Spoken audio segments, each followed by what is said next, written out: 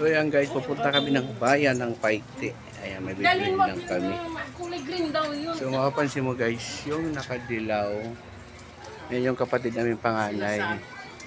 Tapos itong pangalawang hindi maganda,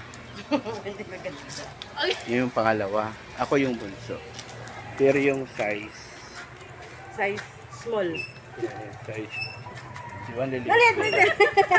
Masasagasaan pa ng motor. So pasakay kami ng Pasilikutan bayan. Diba ang ganda ng daan nila? Patarik. Ayan. Paahon. Ang pababa doon. Dito pa lang sa paano, paahon, hirap na ako lumakad kasi paahon. Nakakahingan. Ayan. So ayan guys, sakay kami ng tricycle.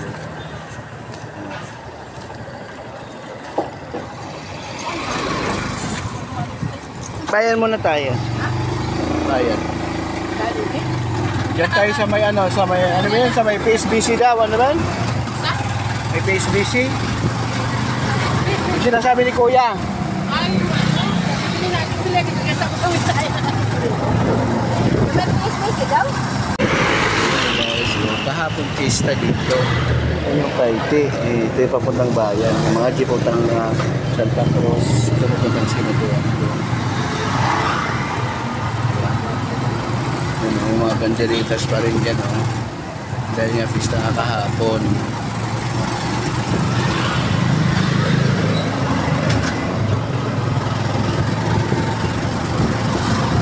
Malapit na tayo sa mga bayan, mga nangyari ang pagtumor.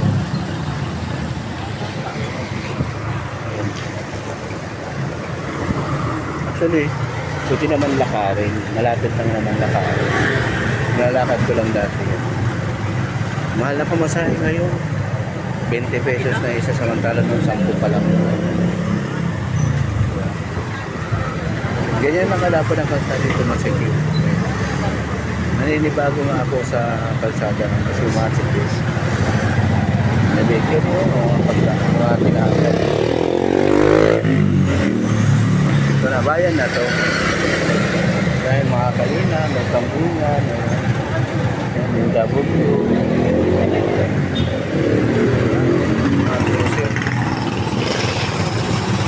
Mga kainan dito. Ito yung mga pambahan. Lalo din ako. Ayan, bayan. Sa dito na. So yan guys, walking kami papuntang sentro. Ayan.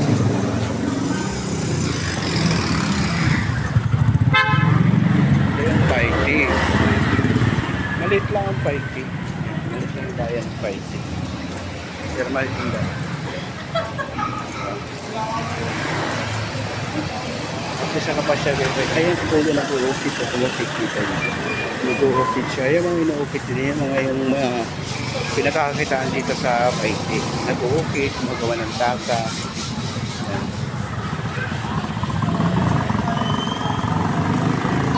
Hello! So ito rin yung mga pangunahing paninda. Ito yung mga dinadayo dito. Yung mga ukit talaga. Ay mga pasilyo. Mga ukit. Kung diyan mo makikita yung mga tinda, mga santo.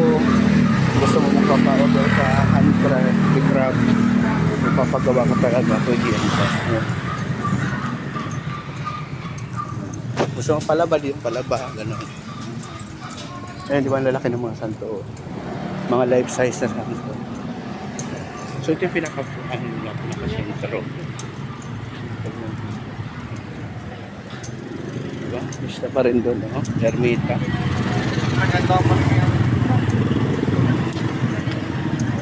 Yan. Ito yung kanila kay Lalian Tribal Tumor. Yan. Yan yung mga ano nila. Papansin mo guys, ang ganda ba, diba? Ang ganda, diba? Yan ang profit yan. Talaga mga klase. Hindi na mga ukit na mga ganda. Mga ukit yan, puro yan kahoy. Yan yung ano dito sa Paite. Handicraft talaga. Dito ka makakita ng mga ukit na mga ganda, mga life size. At dinadalhin din sa Bagayan. May export sa Bagong Kalsang. export nila na. Katulad nito. Napapaukitan din yan. Di ba maliliit lang. Ay, mapunta siniliwan yan. Tapos dito. Dito yun. Maganda yung ano, no? Maganda yung banderitas, ang dami.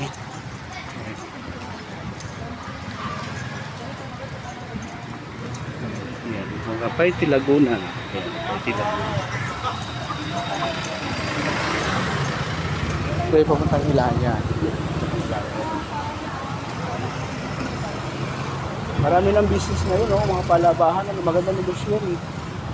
Ito na may mga patahian dito. Gusto may patahian, uniform, gown. Yan. Dito na may itong building na yan. Diyan ako nagtatrabaho. Ano yan, paupahan ng mga bala, mga BHS, mga CD. May nagtatrabaho. Alam mo yun. Lagi. Traffic na. Yun, may mabili yung mga sinilas. Kaya talagang para ka na nasa Divisoria. Kompleto rin dito. Daming sasakyan. May parang monte rin dito. Pwede kami ng karne kung bilang ng karne sa palengke kasi may oras ang palengke. Mamaya pupunta tayo ng plaza. So yan guys, papunta naman kami ngayon ng plaza. Kasi dito kami ng palengke. Kaya yun ang gawin kung hanggang ganun ng kulay. Para palengke. Di ba may restaurant dito si Leandro? Si Leandro, may restaurant sila dito. Yung coffee. Wala na yun nandyan. So may mga sidera pa din. May mga ano, mga tinda din ng mga okay. Gusto mo chicharon? Chicharon.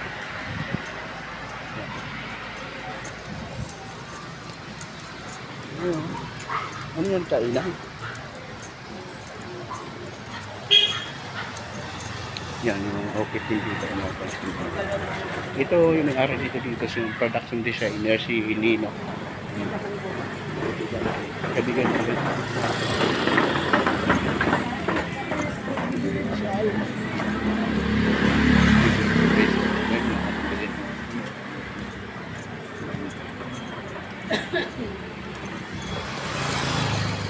Diba? Walking distance lang kami ngayon. Hindi kayo sumasay kasi mahal ang pamasahe sa motor. So lakad lang tayo. Ito yung papuntang plaza, ibaba. Ayan. Tapos yung maganda yung office ko ito. Diba? Yung maganda yung mga nasa wall lang mga bento. Halot eh.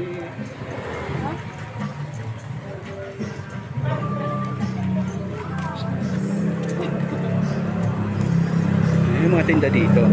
Puro talaga ukit. Ay, yung Padre Pio ba yan? Maganda. Maganda dito. So dito na tayo guys sa plaza. Dito na yung plaza ng Paiti Laguna. Natin mo punong-puno. Punong-puno talaga siya ng mga sidera. Ito yung pinaka-istis. Ayan o. Nakalagay dyan eh. The Carving Capital of the Philippines, Paiti. Arts Capital of Laguna. Ayan. Ang pinaka-napuno dito kasi yun naman kanilang stage. Ayan. Ang ganda. Saka babalik tayo dito sa ano. Yung sidira hanggang kung mapapansin yung sidira yung masigit na yun. Darudo-rito. Kung mapapansin dito dati may sidira din dyan punta. Pero pinagbawalan ng mga sidira pumasok sa simbahan. Ayan. Guys, nandito na tayo sa palengke ng Paiti Laguna. Ito yung palengke nila. Mapapansin nyo. Medyo malabo ngayon ang tubig dahil nga malulan, may bagyo. Pero ito yung pinaka pamilihang bayan ng Paiti Laguna. So dito lang tayo makakabili ng isda, karne, ayan, mga sidira nito. So ngayon, mayroon din naman sa looban, mga ilan-ilan, yung parang tinatawag na talipapa. Ayan, yung talipapa, mayroon na siya ng isda, may karne. Yung hindi ka napupunta dito ng bayan. Pero kung gusto mo kompleto, dito ka talaga pupunta. So ayan, ayan yung mga gulay, ayan, karne, ayan, gulay-gulay. Kasi public isda. So ngayon, sinasabi ko na talaga sa inyo, may oras talaga dito yung yung pagbibili ng oras. Alas 4 pa na umubukas, sa umaga hanggang alas 12 wala na. So hapon naman, hapon tayo makakabili ng isda at karne. Ayan. So yan lang po yung ating update dito sa Paiti Laguna. Maraming salamat. Thank you for watching.